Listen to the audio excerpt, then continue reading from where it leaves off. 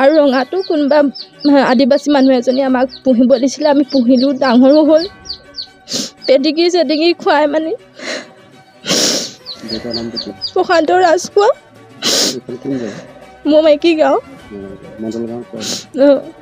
মোৰ মাইকী মণ্ডল গাঁও খাবৰ কাৰণে ভাজি আছিলে। ভাজি আছে টপিনা দুটা।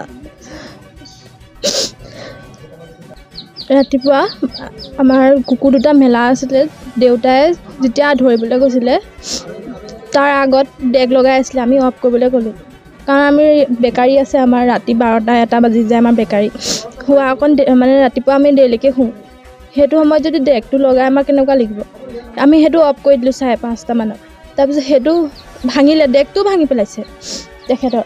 তাৰপিছত গ'ল কুকুৰকেইটা ধৰিলে। কুকুৰকেইটা ধৰাৰ পিছত যেতিয়া আঁচুৰিলে তেতিয়া সিহঁতক যেনেকৈ কাপোৰ ঠেকেছে তেনেকৈ ঠেকিছে, কিন্তু ৰঙাটোহে আঁচুৰিছিলে, কোলাটো মানে ৰঙাটোৱে আঁচুৰা নাছিলে।